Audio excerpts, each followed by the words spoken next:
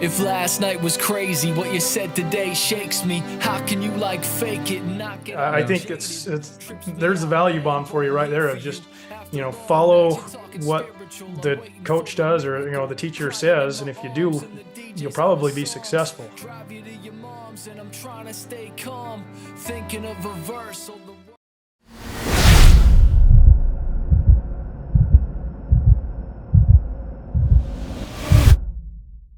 Well, welcome to the podcast today. Today, our special guest is Chris Greenwood. He's also known as Manafest, as your band name or your stage name. And Chris, I know you're kind of this Canadian rapper, rock artist guy.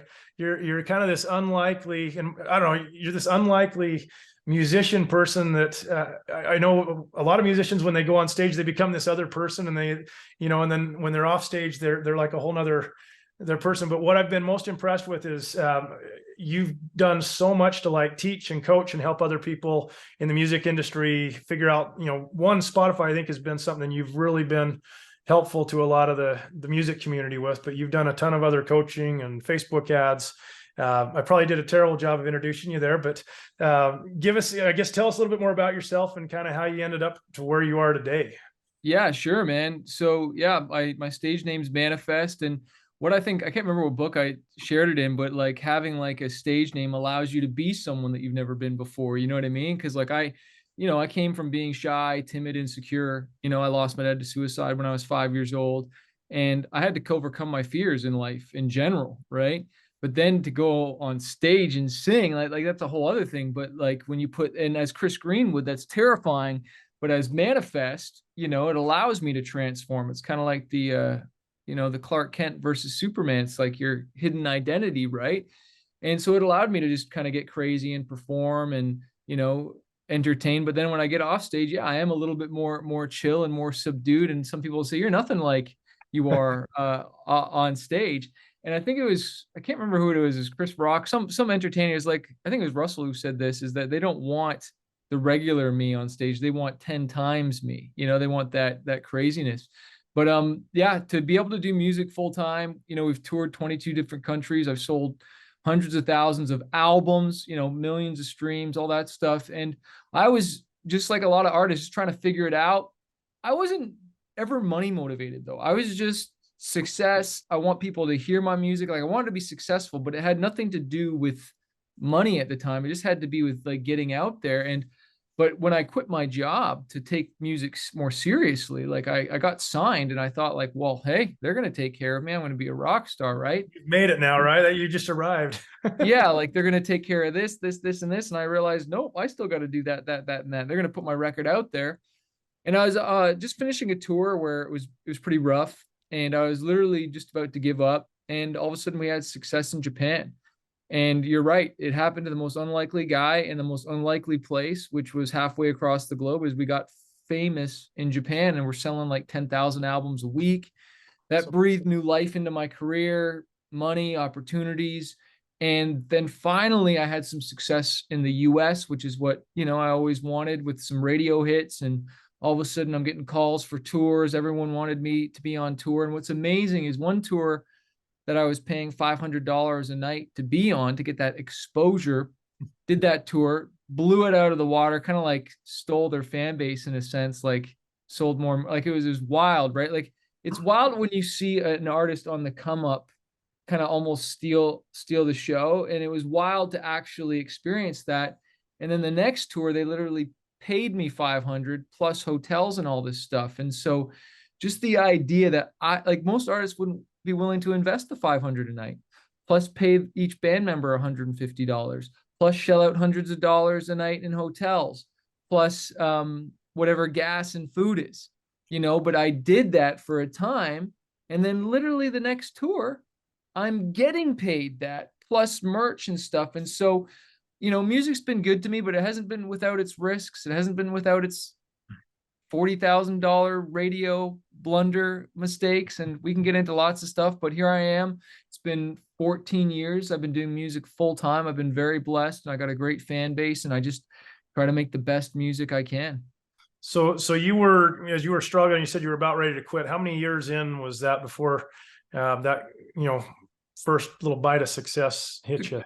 Great question, man. So had an independent EP in 2001, had an independent album in 2003, had the first album with the label that was like 2004 or 5, I can't remember exactly. And then it was the second record with the label that I was just about to quit.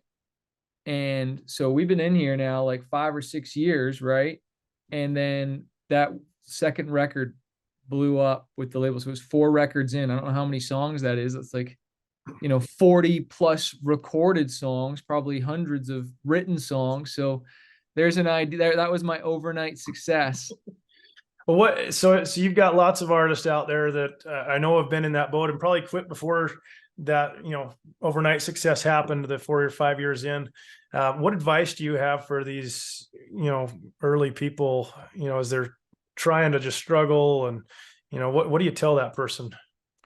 Well, be willing to get coaching on not just the business side, but the music side, the songwriting side.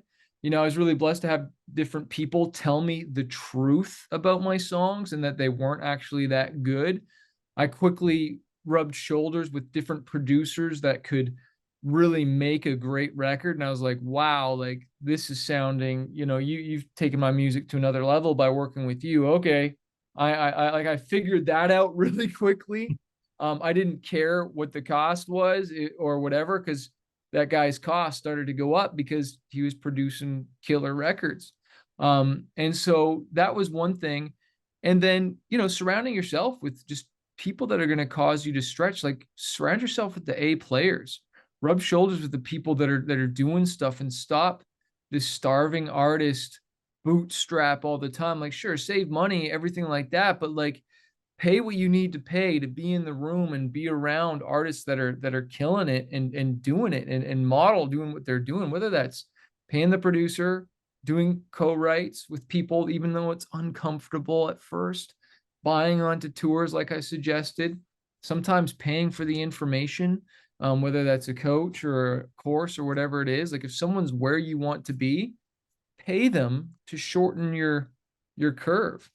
And then if someone's where you want to be, listen to what they're saying. Like one of the biggest mistakes I made is I was impatient.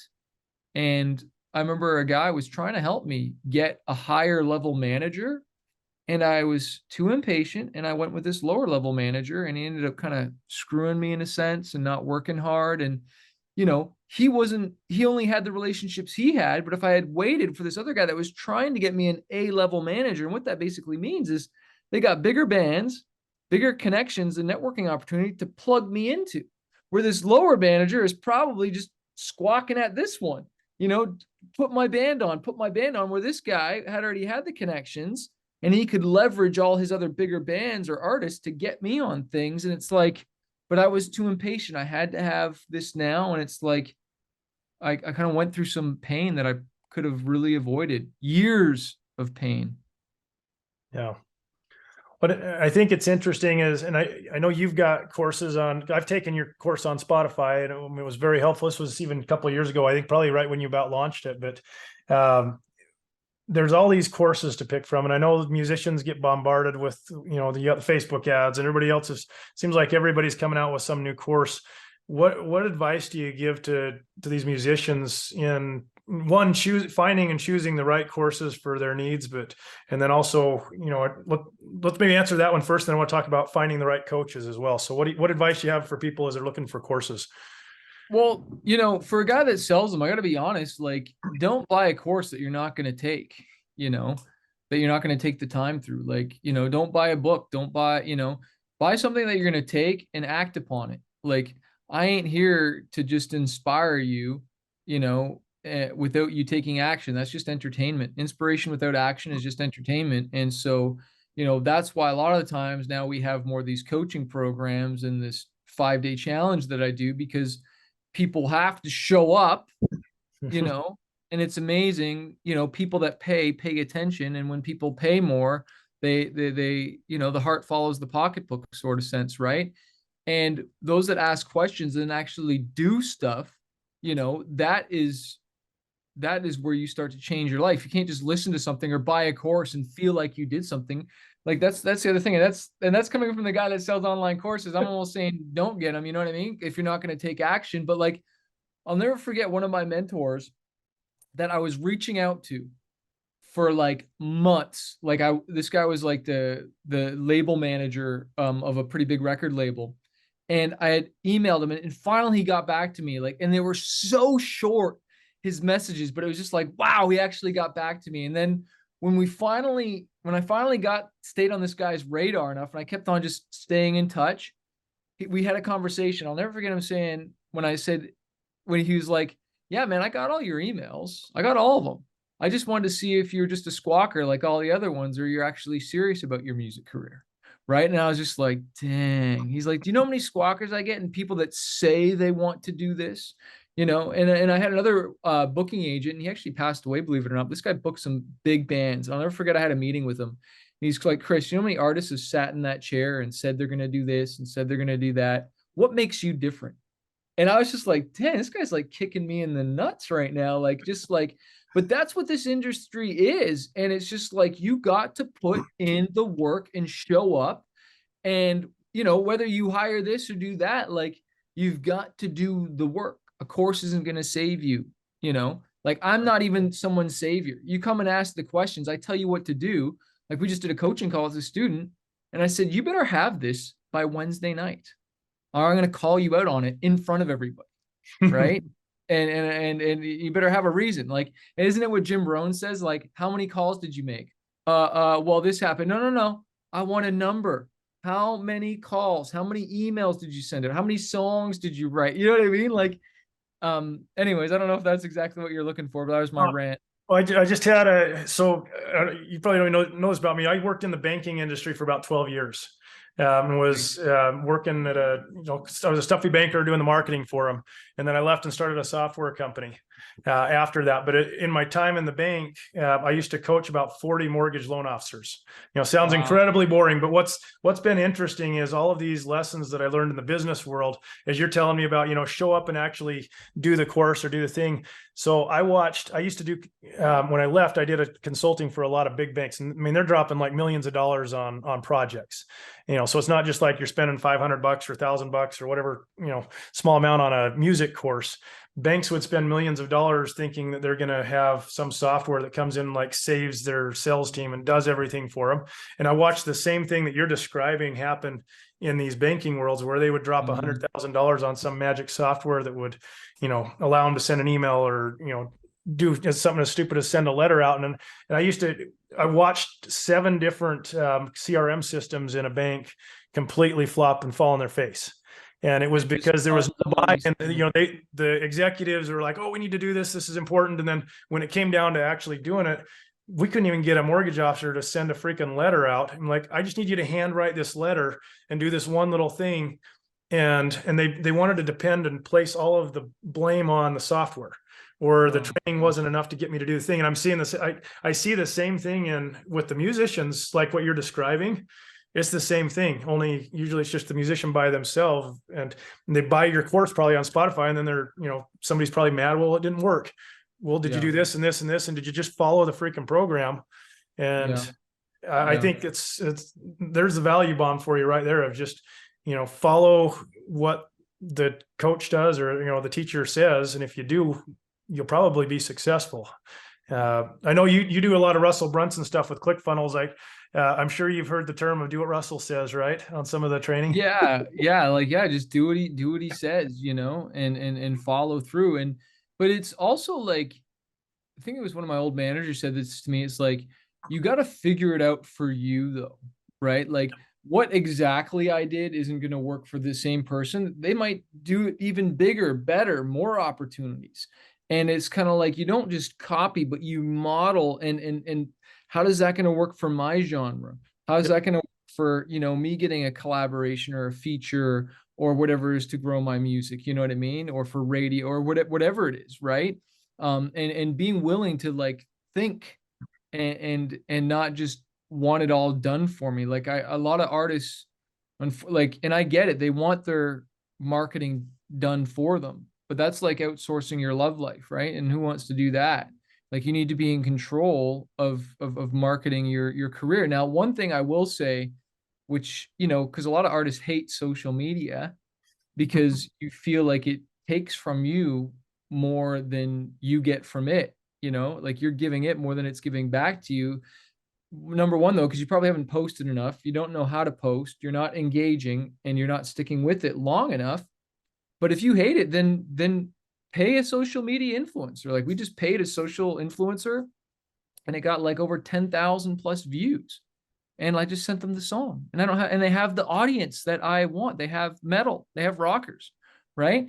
And it's just like, so just don't take no for an answer. Like, you know, we in the business space, we have one of my coaches is Myron Golden. As you speak about what Russell says, he literally says today, Russell told him to do a webinar every single week.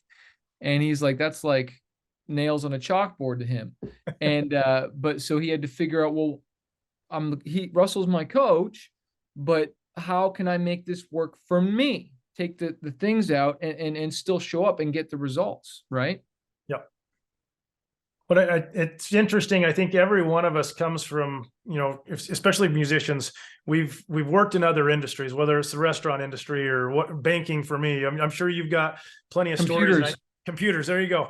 But there's things that are all around us if you kind of observe and watch that are successful in those industries. And I think the smartest people that I see, they bring all of their knowledge, and you know, it's kind of this, they have a bigger view of what to do, and they take the best of each and they dial it in to kind of make who they are and kind of how they're going to market, how they're going to brand themselves, and it just makes for a stronger ability to learn. Trying to think, there was somebody was, I can't remember who it was, but they talked about IQ, and somebody was explaining, you know, you take your IQ test and you have like 120 as your IQ, but other people have a lot of knowledge that's different. And maybe they have an 120 IQ, but if you take those two people and you have two circles, imagine two circles, and you overlap those, now that 120 IQ maybe becomes 130 or 140 because now you've got extra knowledge. And I think that was something that kind of clicked in my brain of like, okay, if I can go learn from a Chris Greenwood or go learn from Russell Brunson, all of a sudden I've grabbed five more IQ points and just made myself way smarter by recognizing the value those people bring. And the same is true with a team if you're hiring a team of people. Yeah. Yeah. That's so good, man. Yeah. Cause like I always say, like, if your dream doesn't require a team, you're not thinking big enough. And like, I think I did a video the other day, like saying like, you know, to have freedom and to be able to move forward faster, you got to be willing to delegate and hire these things out. Like, I had a producer sending me stuff back and doing things that I don't know how to edit vocals. I don't know how to play instrument or whatever, but he's, you know, but I know what I want. And so I've got him working on something. I got my graphic designer working on something else. I've got, you know, my VA doing this, the other, you know, different people doing stuff to move this thing forward. And you're right. I'm taking all the skills. I can't even imagine what that equals out to when you have the manpower working for you. Yeah. Well, and then you get to the end of the year and you think, man, do I get that much done? But then you look back and you're like, holy cow.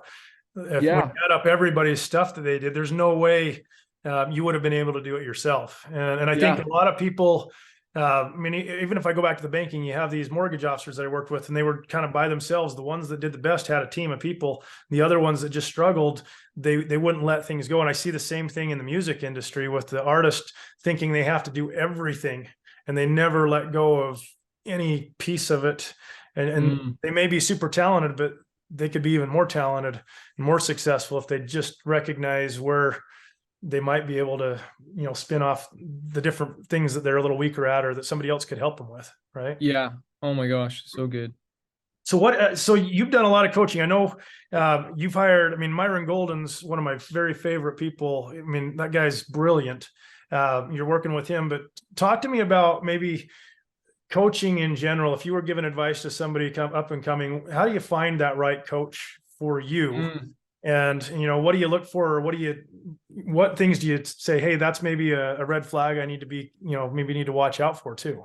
Right. Well, anyone that's a few steps ahead of you, right? You know, like when I first got into rapping and singing, there's this guy that, you know, and he wasn't even that good, but he knew more than me. He knew how to record onto a tape cassette and how to record a demo onto vinyl and instrumentals and just how to write and rhyme. And so he was my coach. And then, okay, I met somebody else that's better, more talented. And remember this producer, and all of a sudden he became my coach, and he was really looking at my lyrics and what I was saying. Is like, Chris, like, keep it simple, stupid, the KISS principle. Like I remember when I couldn't, he's like, what's the song about? And I was like, I don't even know. He's like, if you don't even know what the song is about, how's anybody else supposed to know? And I remember he was my coach for a while. And then eventually, I met other people. Sometimes it was books, like Power of Positive Thinking, Think and Grow Rich, Rich Dad, Poor Dad. Like those were mentors for a while.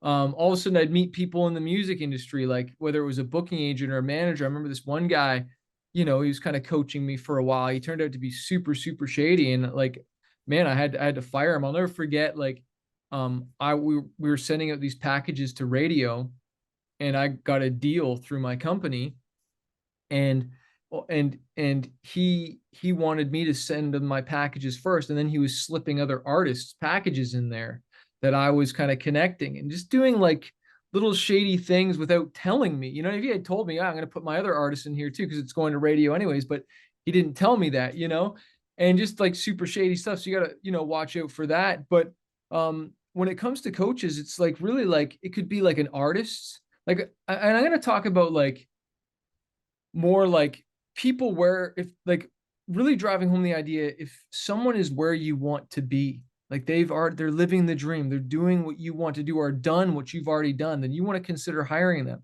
So sometimes it was me wanting to work with another artist, asking for their advice. Like even on tour, I'd say, hey dude, can we sit in the tour bus and can I ask you a couple questions, or can I interview you? Can, give me advice, like humbling myself, right? A lot of artists, it blows my mind. Like even old friends, like don't reach out because they're too scared. Or I would reach out to their managers and I would ask them advice. And I wish I did this more, and I wish I networked more on tour.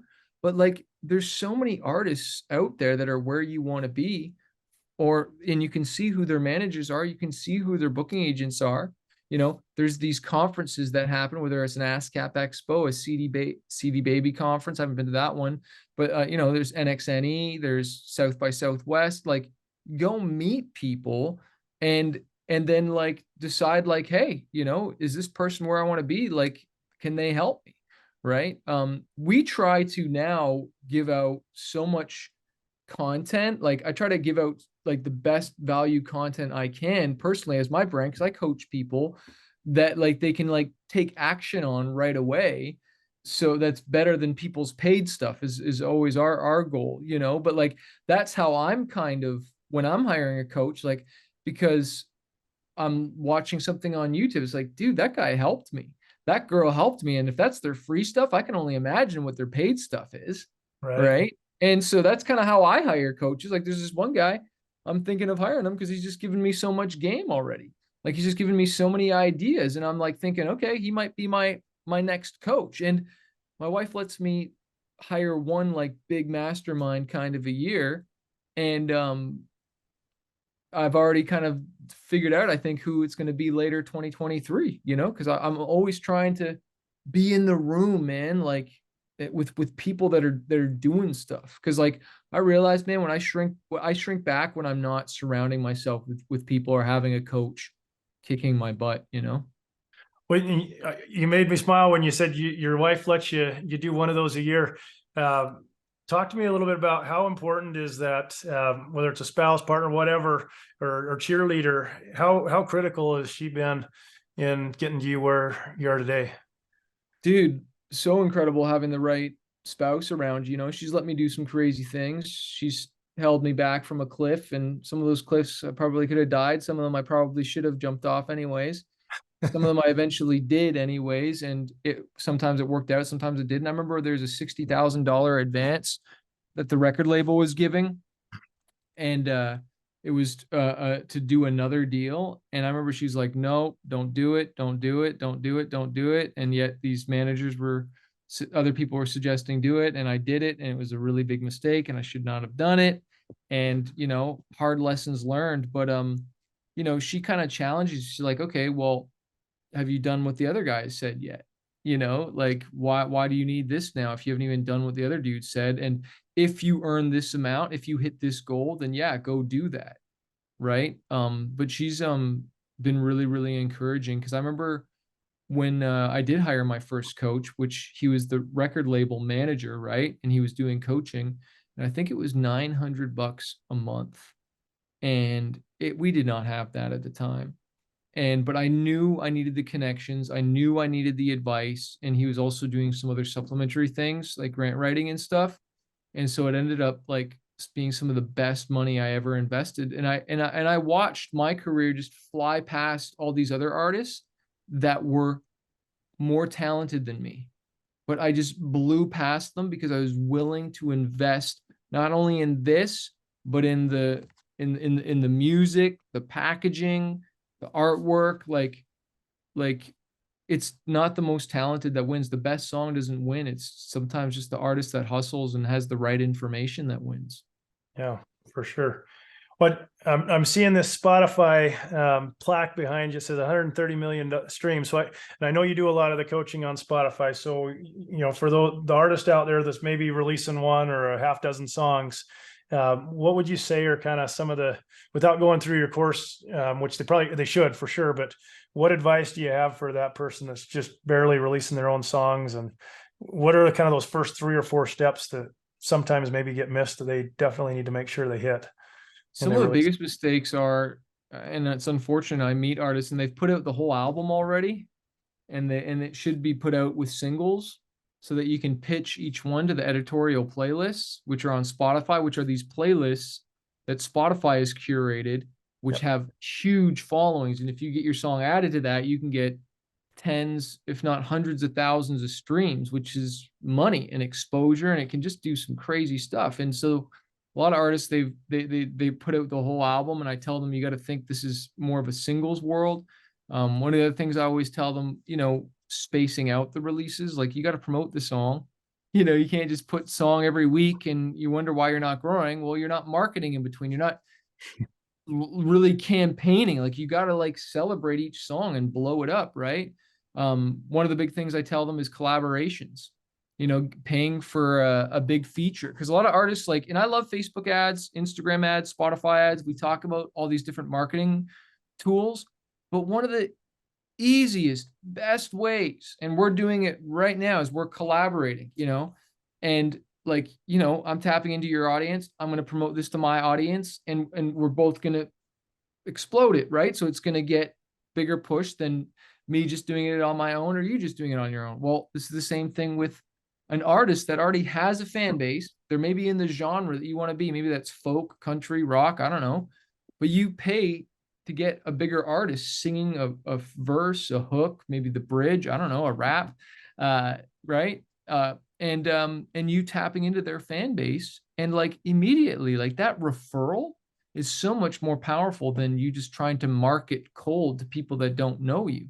Right. When, if I introduce you to one of my friends, Jason, they're going to be like, oh, that's cool. Okay, he knows Chris, as opposed to you just emailing them cold. Or same thing, if you introduce me to one of your friends, it's gonna be like, hey, I know this guy, right? And it's just a different light. Well, man, in the music, it's the same thing. It's one of the biggest levers an artist can pull. But I don't know, it's like artists are scared or just haven't done it. And if I can just share anything, and we talk about this on the Spotify challenge, is that it's only scary because you haven't done it yet. And once you've gotten your feet wet and you've done something, then you're going to learn and you're going to grow. But yeah, you're going to make mistakes. You're going to suck at first. Okay. Be willing to be bad at something long enough until you get good at it. Right. I mean, you're going to probably suck at it a dozen or 100 times even before you get good at it. Dude. It's a great advice. I find it interesting that, as you're talking, you're saying we want to deliver more value and more stuff than even the person that's doing the paid stuff. I've heard, over deliver. If I could find a place I can get t-shirts, say over deliver, just make that the mantra of making sure. And I always ask myself, what can I do to over deliver? And some of the things I've seen with other people, but even with my music, is you try and find that story. And I've watched your stuff a long time, and you have that story behind the music, but you take your people along for the ride on the creation process is so valuable as an artist. As you talk about slowly sharing that out, my guess is most of the time you're trying to figure out, how can I what's the story behind it? How can I make people care about that music? Or what's that hook you said is I think what you called it, but what can you do to find the hook that makes it interesting or makes it so that touches them? Or, there's just so many like different emotions that you can play on, and stories that we have in our own life that I think go into our music even. That if we really get real with ourselves, our fan base wants to hear those stories, because that's where it emotionally starts to mean something for them, and when they want to have more stuff from us. So I don't know that you've seen that with other artists. I mean, with the story behind the songs, or you have any tips for, how do you find that story or be comfortable sharing those stories? That's so good, man. And this is what it is, right? Like most artists, and this is the big mistake. It's like, okay, album's here, go buy it. And all their fans are going, oh, you got an album?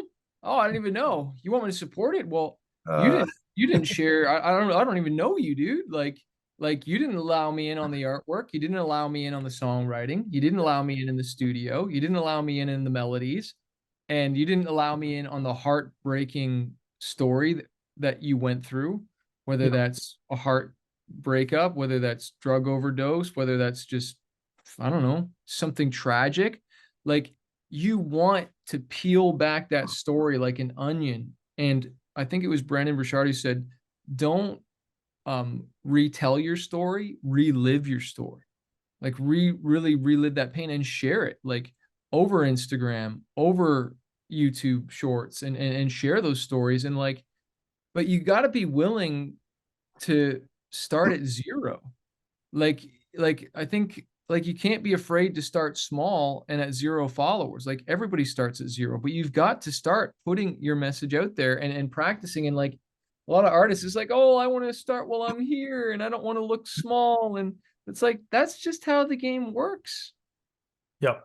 Well, and I think the hard part with social media, and even whether it's the email with your fans, sometimes it's really hard to share those dark or those hard moments, and you don't want people to know that you have that weakness or that you had that hard time. And I think what I've learned over time is the more I've been willing to kind of strip back the onion, like you said, and share, the more connection there is. Big time, man, because they relate to your struggle more than they relate to your success. I've got a friend, really close friend of mine. His wife's going through. They just found out a couple of days ago she's going to be going through cancer treatment, leukemia, and he's a really like one of the coolest people I know. But he's going through.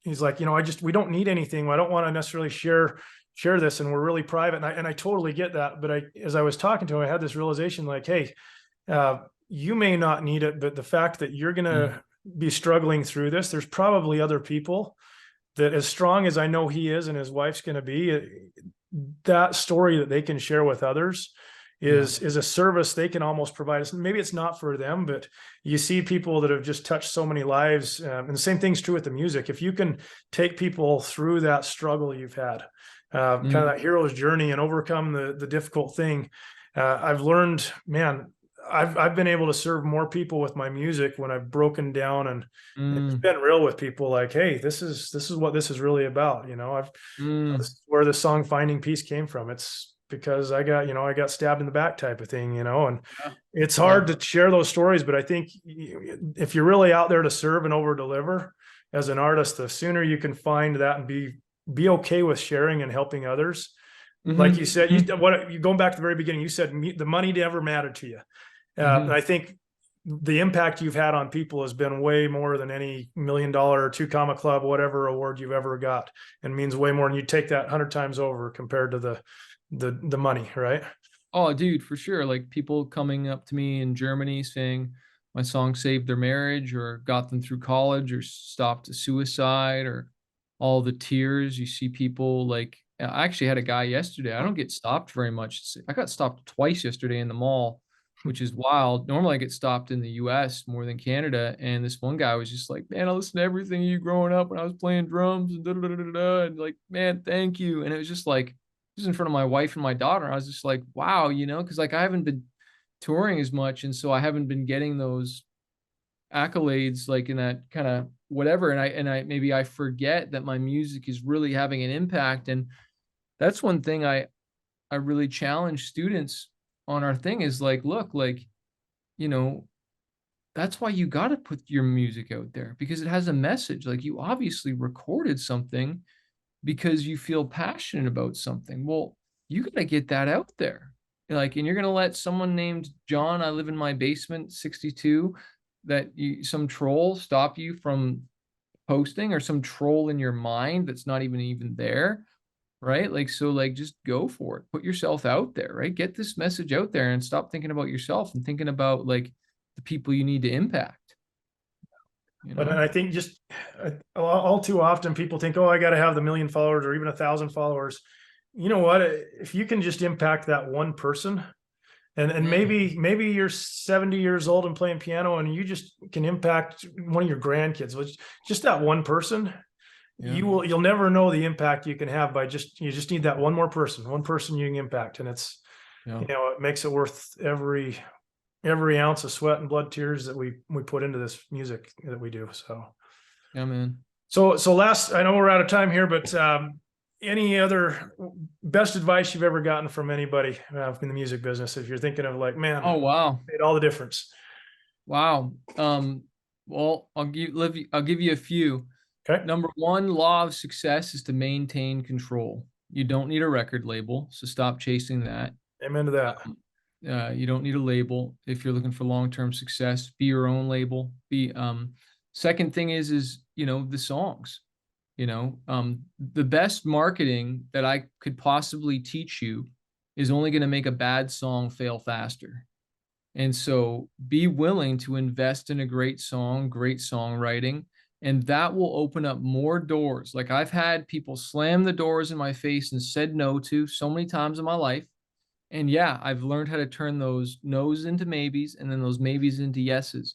But the quickest way to do that is with a hit song. That has opened more doors for me and done more things for me than anything. An undeniably great song that you market the junk out of. Like, I'm telling you, like, it happens, and it can happen to you if you're willing to not give up and stay in the game. Awesome.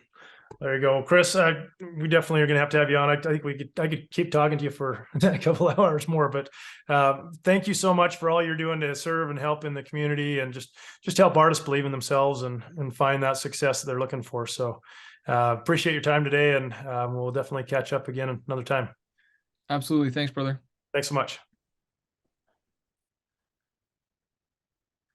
So Chris, if people are wanting to find out more about what you're doing, what's the best place for them to go check out what you can offer, or, to learn a little bit more and over deliver? I know you got a whole bunch of free content too. So where should they go? Yeah, they can look me up on YouTube, Smart Music Business. Or if they want like more one-on-one coaching, want to ask me questions for a week straight, we have a challenge I run once a month. I call it the Spotify 5-day challenge, where every day I go live for 2 hours. The first hour is just Q&A over a private Zoom for those that get a VIP ticket. And it's just an invaluable experience because I get to talk to them one-on-one just like this over Zoom, but they also get to hear all the questions of other artists and the answers. And man, it's just an invaluable, great time where I get to pour into them literally for an hour for 5 days straight.